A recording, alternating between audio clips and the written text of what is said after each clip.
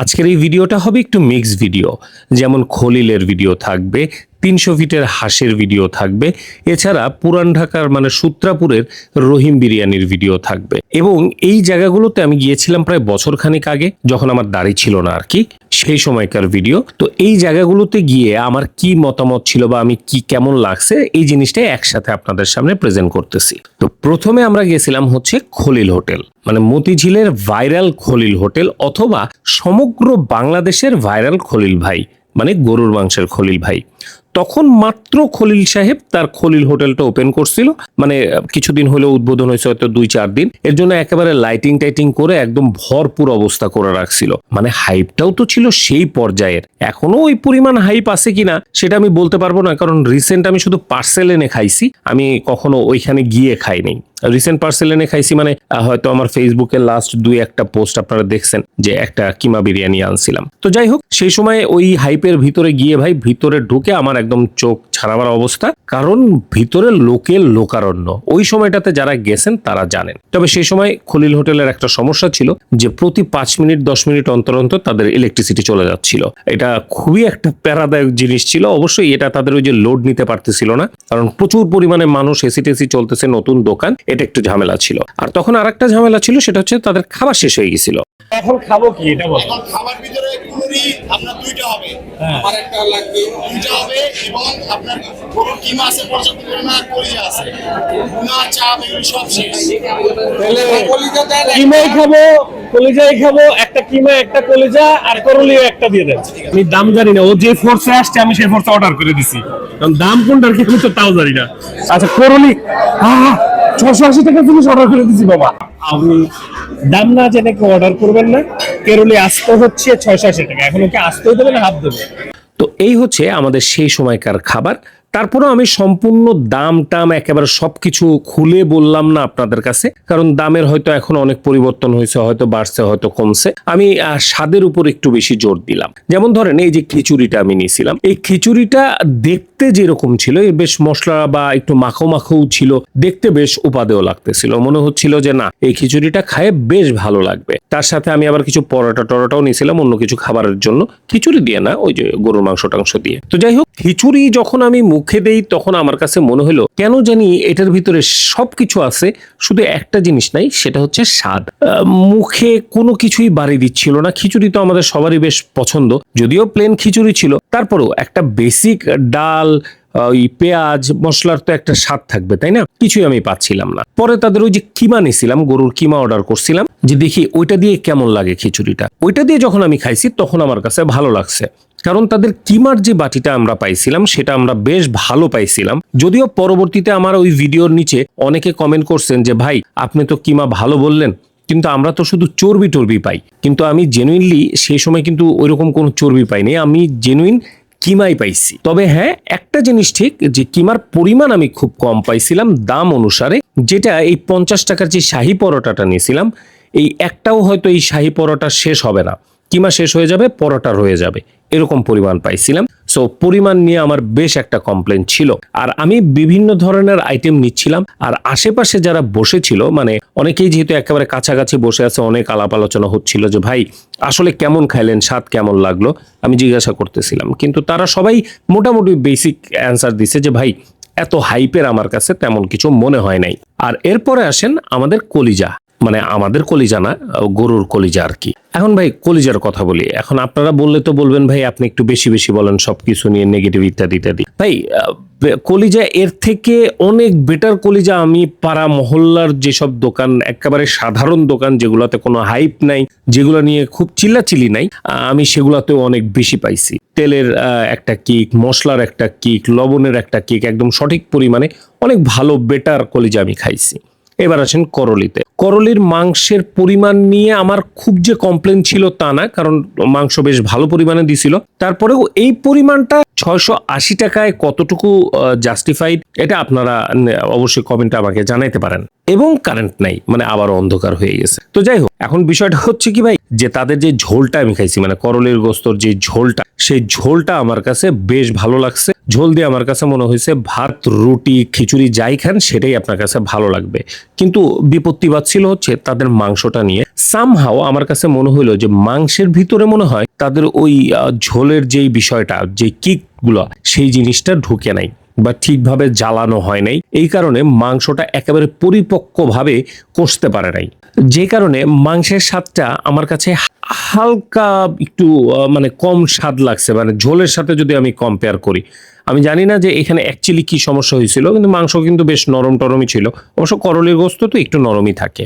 তো এই ছিল আমাদের সেই সময়কার খলিল হোটেলের আমাদের যত এক্সপিরিয়েন্স, সেটা আমরা যথেষ্ট চেষ্টা করছি আপনার সাথে শেয়ার করার জন্য। এবার আসেন আমাদের দ্বিতীয় পর্বে চলে যাই, মানে আমাদের সূত্রাপুরের রহিম বিরিয়ানি।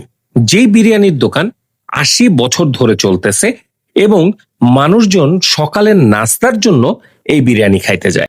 সূত্রাপুর থানার পেছনেই হচ্ছে এই রহিম বিরিয়ানি, যেখানে আপনাকে যেতে হবে বেশ সকালে, কারণ একটু সকাল সকাল যদি না যান তাহলে কিন্তু ভাই এই দোকানে খাবার আপনি পাবেন না। একেবারেই ছোট দোকান, সেরকম কোনো তাম ঝাম করা, সেই রকম ডেকোরেশন, সেরকম কিছুই নাই। ফজর নামাজ হয়তো সোয়া 6টায়, হ্যাঁ, তখন 15 মিনিট নামাজ, এরপর আনতে আনতে 7টা বেজে যায়। আচ্ছা আচ্ছা। আর গরমের সময় তো নামাজ হয় 5:30টায়, তারপর আনতে আনতে 5:30 বাজে। বলা হয় এই বিরিয়ানিতে ফলের রস দেওয়া হয়। এটা কি আসলে কি ফলের রস দেওয়া হয়? রস রস ফলের রস, কোন ফলের রস দেওয়া হয় বলা যাবে? এটা দুইটা, আঙ্গুর ফল বেদানা। আঙ্গুর আর বেদানা। আচ্ছা, কয়টা করে ডেক যায় ভাই? এমনি নরমালি প্রতিদিন 2টা বেশি, নরমালি প্রতিদিন 2টা। কয়টা পর্যন্ত বেচেন? শুক্রবার বেশি না, শুক্রবার দিন বেশি না। এমনি বেচেন কয়টা পর্যন্ত? 2 ডেক শেষ হয়ে যায় কয়টা পর্যন্ত? 9টা, হাইস্ট 9টা, হাইস্ট 10টা, হাইস্ট গেলে 10টা, এর ভিতরে শেষ। এর ভিতরে আছে। আবার কালকে তো 8:30টার সময় শেষ হয়ে গেছে। আপনার কি এটা কেমন বয়স হয়েছে? 80 বছর তো এখানে লেখা আছে। 2 বছর প্লাস? এটা মূল প্রতিষ্ঠাতা কি আপনার বাবা না আপনার দাদা? আমার দাদা, আপনার দাদা, তারপরে আপনার বাবা। আমার বাবা, তারপর আমার হ্যাঁ, বড় ভাই। বড় ভাই। আচ্ছা আচ্ছা আচ্ছা। রহিমটা কার নাম? আমার দোকান। আপনার বাবার নাম। তার মানে আপনার দাদা আপনার বাবার নামে শুরু করছিল, এই যে এখানে না, ওই সময় তো রাতে নাম টাম ছিল না আর কি, খালি বিরিয়ানির দোকান ছিল আর কি। ওই সময় রাতে দেখি ছিল। সকালবেলায় বিরিয়ানি খাওয়ার বিষয়টা যে আমি খুব বড় একজন ফ্যান তা কিন্তু না। আমরা ওই বিরিয়ানি বলেন, ওই কাচ্চি, তেহারি, মোরগ পোলাও যেটাই বলেন, একটু দুপুরে খাইতে পছন্দ করি, না একটু রাতের বেলা 1-2 প্লেট মেরে দিতে পছন্দ করি। কিন্তু সকালে আসলে বিষয়টা আমাদের সাথে জমে না। তারপরেও আজকে জমায় ফেলবো। এই হচ্ছে খুব পুরানো, বেশ 80 বছরেরও বেশি পুরানো সেই রহিম বিরিয়ানি। এখানে যে সাইজটা দেখতেছেন এটা হচ্ছে হাফ বিরিয়ানি। এটার ফুলটা হচ্ছে জাস্ট এখানে 2টা পিস মাংস থাকবে আর রাইসের পরিমাণটা একটু বেশি থাকবে, তাহলে আপনার ফুল হয়ে যাবে। আর ফুলের দাম হচ্ছে 320 টাকা, এটা হচ্ছে 160 টাকা। আচ্ছা, এই হচ্ছে পুরান ঢাকার সকালের নাস্তা বলা যায়।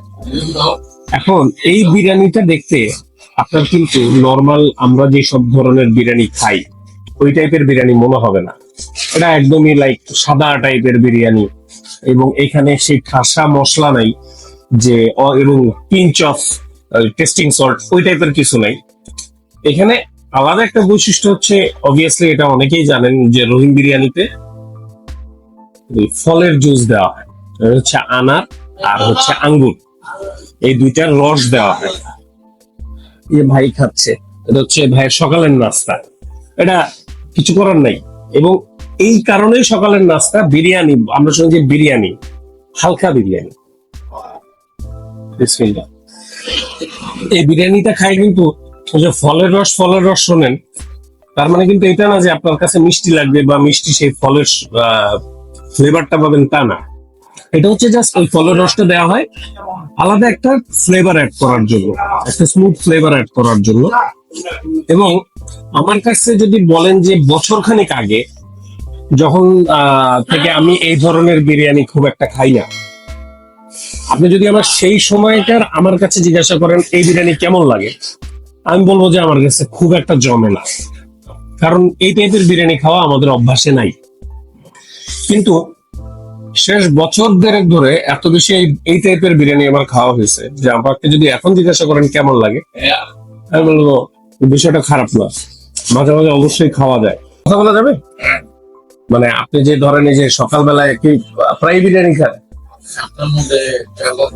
সপ্তাহের মধ্যে 4-5 দিন বিরিয়ানি খান? ভাই বলতেছে যে ভাই সপ্তাহের মধ্যে 4-5 দিন বিরিয়ানি খায়। কখনো মানে অ্যাসিডিটি সমস্যা বুঝেন না? বুঝেন না?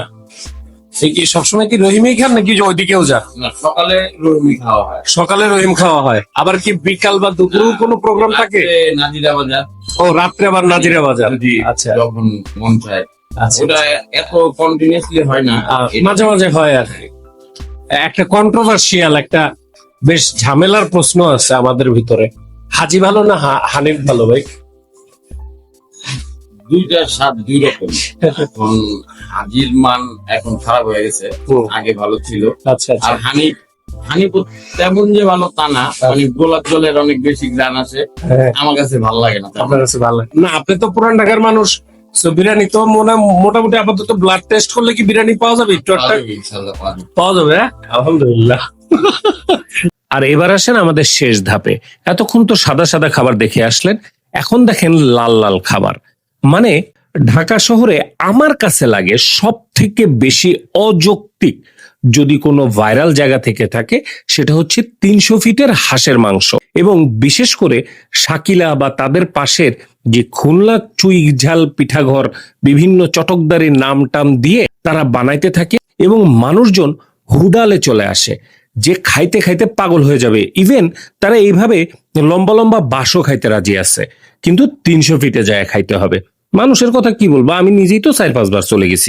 আপনারা শুধু একটু খেয়াল করেন যে রাত্রে বেলায় যখন আমরা গেছিলাম তখন শীতের সময় ছিল, অবভিয়াসলি শীতের সময় হাঁসের মাংসের চাহিদা বাড়ে। গাড়ি ঘোড়া নিয়ে এসে মানুষজন মানে একদম এখানে সেটেল হয়ে যাবে এরকম পরিস্থিতি। তো যাই হোক, অনেক ঠেলাঠেলি করে আমরা একটা টেবিল পাইছিলাম, আর টেবিল পায়ে এই ছিল আমাদের খাবারের চেহারা। এটা ছিল হচ্ছে 300 টাকার চুই ঝাল। মানে দেখতে মাংসের চেহারাটা দেখতে কেমন সেটা অবশ্যই আপনারা একটু বুঝতে পারতেছেন। আর এটা হচ্ছে আমাদের সেই বিখ্যাত হাঁসের মাংস। এবং এই খাবারগুলো হচ্ছে সেই খাবার যেই খাবারগুলো প্রথম দেখায় খারাপ লেগে যাবে। মানে কিছু কিছু খাবার আছে না যে স্বাদ কেমন হবে বা কেমন খাইতে হবে সেটা হলো পরের বিষয়, দেখেই তো ভালো লাগে না। তো এটা হচ্ছে ভাই দেখে ভালো না লাগা সেই খাবারের লিস্টে পড়ছে। 15 টাকা দামের চাপটি ছিল তখন। তো সেই চাপটি দিয়ে যখন আমি প্রথম গরুর মাংসটা মুখে দিলাম, আপনারা গরুর চেহারাটা দেখেন না ভাই, মানে এটা আপনার খাইতে হবে না। আর তেলের পরিমাণ দেখেন, স্বাদ কি হবে সেটাও আপনারা জানেন। আর এটা নাকি চুই ছিল ভাই। আমি প্রথমে মনে করছিলাম কি দারচিনির টুকরা, পরে বলে না এটা চুই। চুই তো ঠিক আছে, আমি বিশ্বাস করে নিলাম চুই। কিন্তু মুখে দেওয়ার পরে ভাই স্বাদ কি বলবো, মানে একটা জঘন্য পরিস্থিতি ছিল এক কথা বলতে গেলে। খারাপ গরুর মাংসের সর্বশেষ উদাহরণ এটা। এই গেল তাদের চুই ঝালের গল্প। এবার আসেন তাদের হাঁসের গল্পে আসি। ভাই মানে হাঁসটার যে তরকারিটা ছিল, মানে যে ঝোলটা ছিল, ওটা দেখে না ভাই এটার মুখে নেওয়ার মতো ক্যাপাসিটি আমি হারাই ফেলছিলাম। বিশেষ করে যে ফ্লেভারটা আসতেছিল এবং বোঝা যাচ্ছিল যে এটা হাঁস টাস টাইপের কিছু একটা, মুখে না নিয়ে বুঝতেছিলাম নাকের চোখ দিয়ে। মানে আমার নাকে ওই কাঁচা বা এরকম টাইপের কিছু একটা গন্ধ আসতেছিল। এবং এটা হচ্ছে আমার কয়েকটা খাবারের মধ্যে একটা যেটা আমি পুরাপুরি খাইতে পারি নাই। আর তার মধ্যে সম্পূর্ণ প্লেটে এই একটা মাত্র আমার মাংসের পিস ছিল, যেটা প্রপার মাংসের পিস বলি। 300 বা 350 টাকা নিয়েছিল এটার দাম। এছাড়া এই যে গিলা, তারপরে ওই যে হাড্ডি গুড্ডি এগুলা ছিল। তো এই ছিল ভাই আমার আজকের তৃতীয় ভিডিওর গল্প। অবশ্যই আপনার ভিন্ন মত থাকতে পারে প্রতিটা ভিডিওর জন্য। ভালো থাকবেন, সুস্থ থাকবেন, ভিডিওটা লাইক করে দিয়েন, শেয়ার করে দিয়েন। মনে যদি কিছু থাকে অবশ্যই কমেন্টে শেয়ার করবেন। আর ইউটিউবে যদি ভিডিওটা দেখে থাকেন তাহলে সাবস্ক্রাইব, আর ফেসবুকে দেখে থাকলে ফলো করে দিয়েন। আল্লাহ হাফেজ।